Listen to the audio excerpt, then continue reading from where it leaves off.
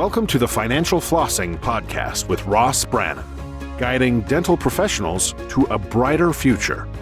Ross Brannon is a financial advisor who knows it's not just about your teeth. He helps dental practice owners protect and maximize today's cash flow to plan for tomorrow's cash needs. Find him at rossbrannon.com. On the show, he brings together experts to help dental professionals looking to make smart money decisions to grow their income, turn their retirement goals into reality, and improve their lives. And now, here's your host, Ross Brannon. Welcome to the show. Today we have Marc Heffner with DSO Marketing X on. This is a little bit different in what we're doing, but it's going to be a lot of fun. Marc, welcome to the show. Thank you very much for having me, Ross. I look forward to it. So, Marc, most of our listeners, probably just based on statistics, don't own a mini DSO. But as we've seen, as private equity has come into the dental market over the last several years, and all these DSOs are buying practices, a lot of dentists say, I don't want to sell to a DSO. I want to become my own DSO. And it's really interesting that that's happening because we're talking to you, DSO Marketing X. So tell us what DSO Marketing X does and who you are. Well, what DSO Marketing X, I am a fractional chief marketing officer working with smaller DSOs who recognize they need marketing help to grow their business in a marketing strategy, but cannot afford a full-time CMO. So I offer my services on a fractional basis.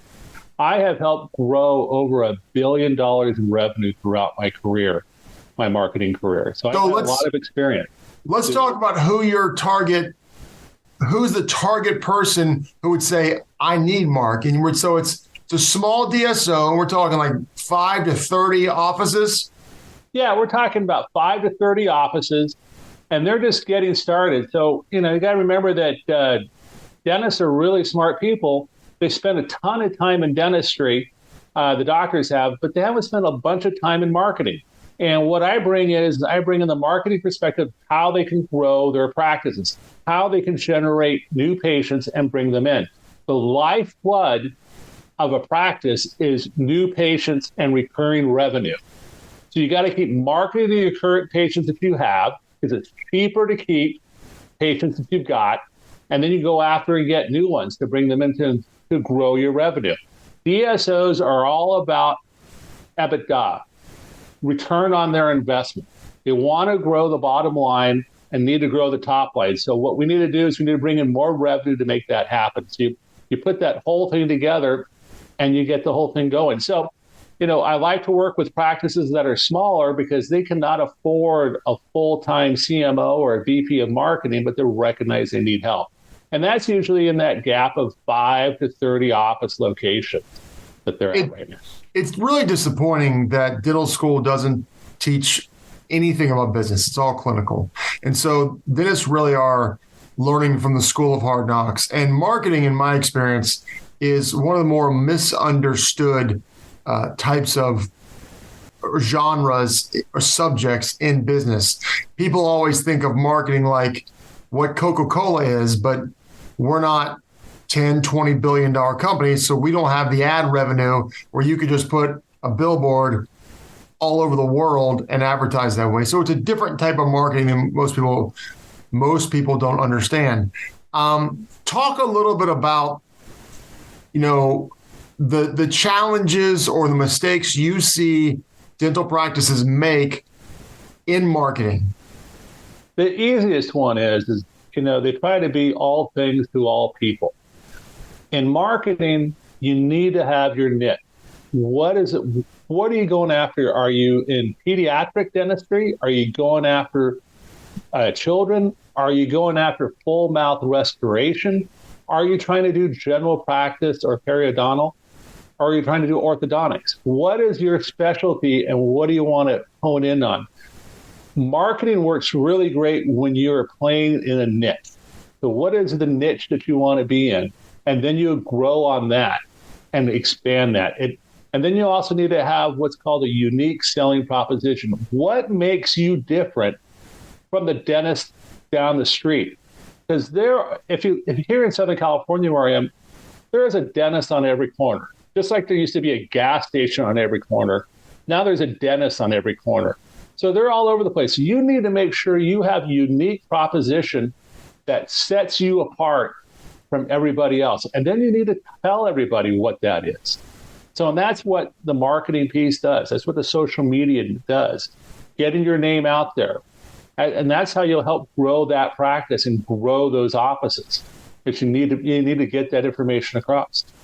Talk about a prospective client who has 5 offices, or maybe this is someone you've already worked with, or what you see a lot, almost the avatar, if you will. What's going on in their practice, their company from a marketing standpoint, and why they likely need a CMO or a fractional CMO?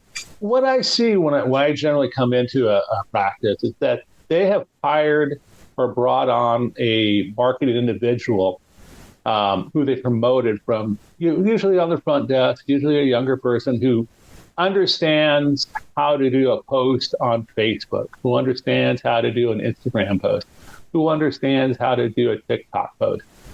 But there's no strategy behind it. They're going out to everybody. They're spraying it everywhere and praying that they're going to get some type of patients in on that.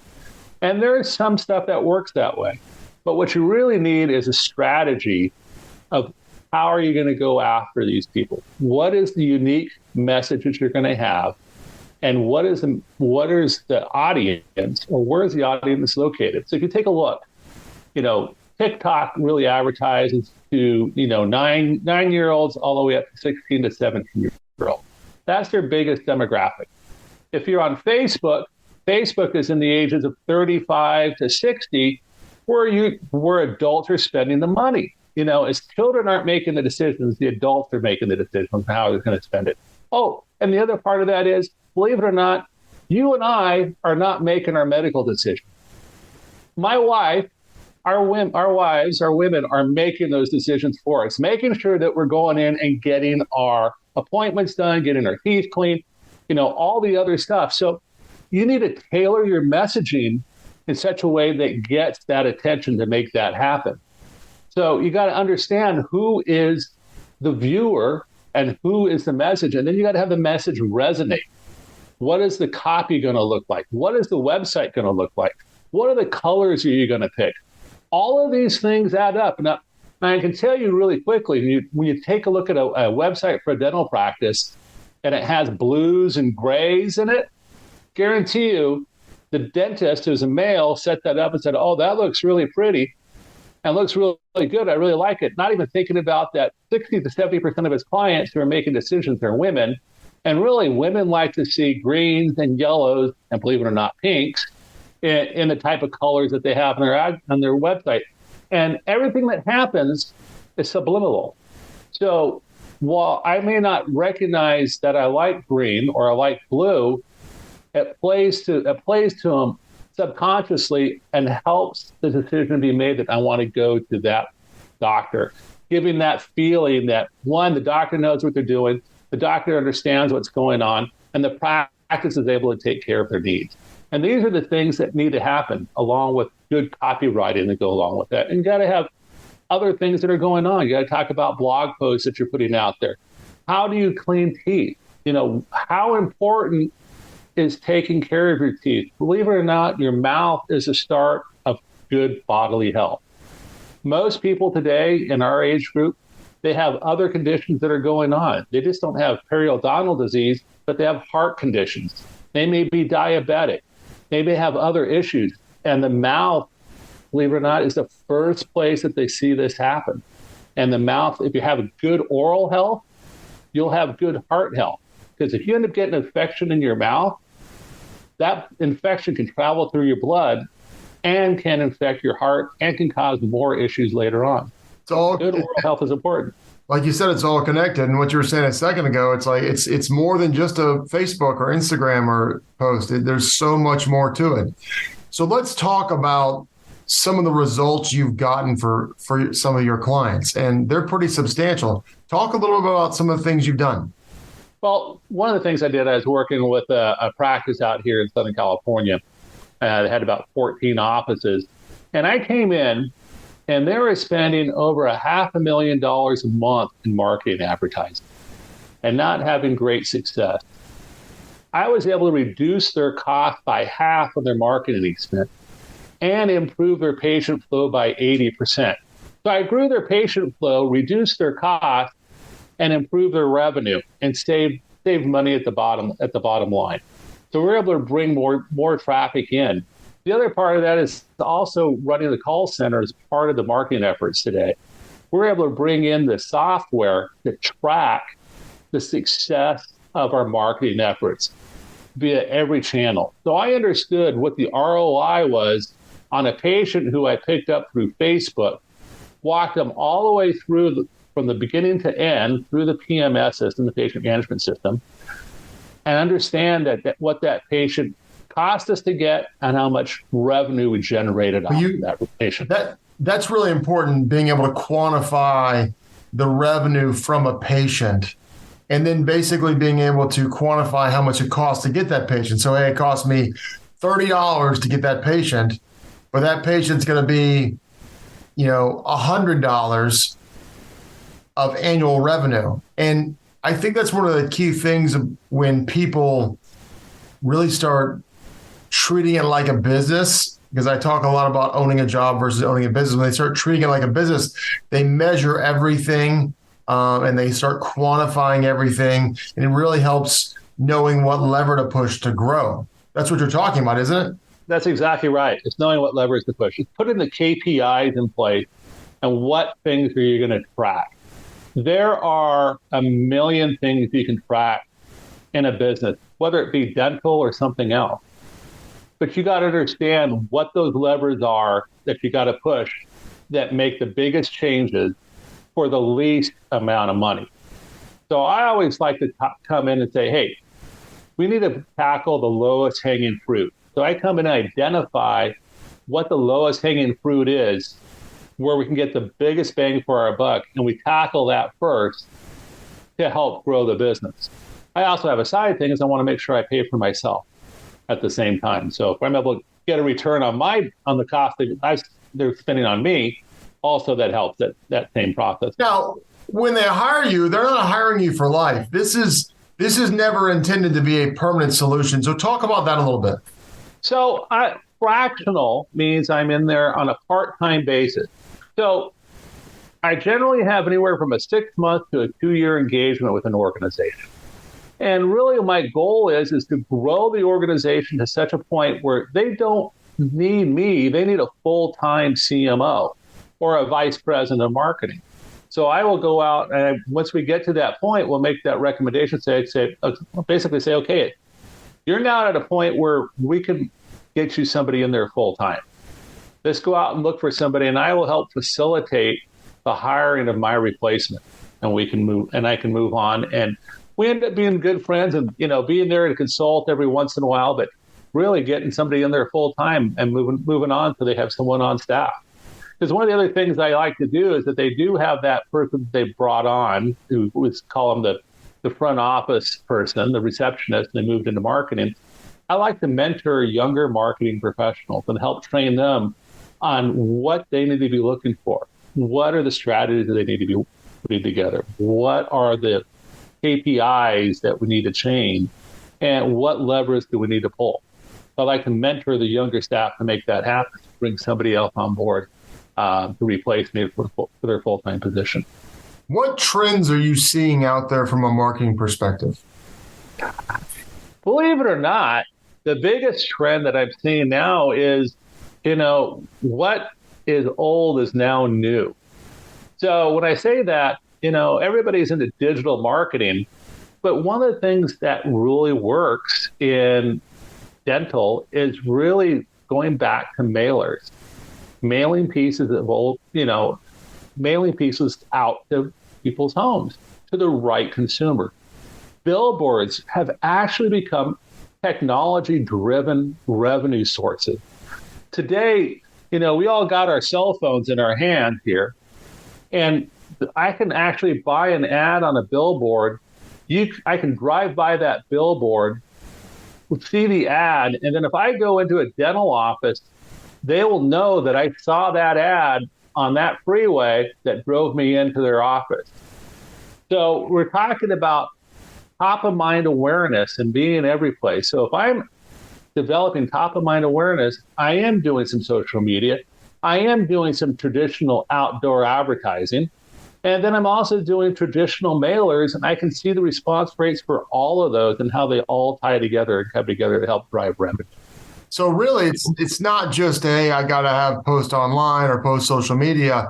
It's really a multifaceted approach of old school, new school, and everything in between.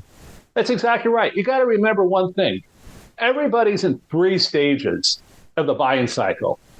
Either I have bought, I'm getting ready to buy, or I am buying, I'm taking care of that service today. So you're somewhere in that cycle. So if I'm buying right now, I need to keep that message going. If I'm getting ready to buy, I need to have top of mind awareness, because I may not be ready to buy or go to the dentist for another 3 to 6 months, but I need to keep top of mind awareness going with that individual. And if I've already been to the office, I need to help let them know that I'm here to help them, that they've had a good service with me, so they can write a good review about me. So you want to keep that communication going. The more information, the top of mind, or TOMA as I call it, everybody, you should be there at the top of the list. What I want to do is, Ross, if somebody says, hey, who's your dentist? I want to say Dr. Z is a great dentist, and he'll take care of you. That's who I go to. Do you remember who his name is? Do you remember the name of your dentist right now? Do you remember the name of your doctor? Do you remember the name of your mechanic? All of these things work in marketing. You need to, and I want to keep you, because at the end of the day, recommendations are really important too. So as we wind down, a couple last questions here. We're talking about group practices of 5 to 30, but what are some tidbits that someone with 1 or 2 locations could take from this? The message isn't still the same. You still need to get your message out. You still need to have a target of who your patients are going to be. Where are they located? Where do you want to be? What's the main message you want to get across? Are you the best in what you do in the market? And you need to communicate that differentiation. What differentiates you from the dentist on the other corner? What differentiates you from the dentist who's advertising on Facebook? What differentiates you from the big practice down the street? What differentiates you from the guy who's advertising on television? You need to get that information out. Sometimes the message is, if you're a one-man, one-practice show, I'm your hometown dentist. I've been here, and I care about you, and I'm here to take care of you. That's great. Marc, typically, you said earlier, an engagement with you is 6 months to 2 years. How does someone get in touch with you? How do they have a conversation with you? How do they know if you're a right fit? We'll talk about that. Hey, the best thing to do is to go to my website. I am at DSO Marketing Xcelerator.com. You can find out a lot about me and a lot about my website. I have a lot of videos talking about practices and talking about other things that need to happen. The other way you can get a hold of me is through my email, is at mheffner, Heffner, at DSOMarketingX.com. And I'll be happy to get back to you, and we can schedule a conversation and see if DSOMarketingX.com. DSOMarketingX.com. It's so critical to be able to get patients in the door. And as you said, it's becoming more and more competitive out there. And I think having a good strategy is critical to growing, and everyone wants to grow. Everybody wants to grow. Everybody needs to grow. Growth is important. Growth is what keeps the business alive. Growth is what puts, money in the bank. Yeah, well, there's natural attrition. There's natural attrition. People expire, people move. So you always want to grow. Exactly. You got to remember, you're losing 10% of your patients a year from a couple of different things. One is moving. I hate to say it, some pass away at the same time. So you got to make sure that you're replacing those patients that you've had. Absolutely. Well, Marc, I learned a few things today that I didn't know. And so I really appreciate you coming on. Ross, I really appreciate the time. It's been awesome. And let me know if there's anything I can do for you, too. For sure. You've been listening to the Financial Flossing Podcast with Ross Brannon. This has been another episode of Financial Flossing with Ross Brannon, guiding dental professionals to a brighter future.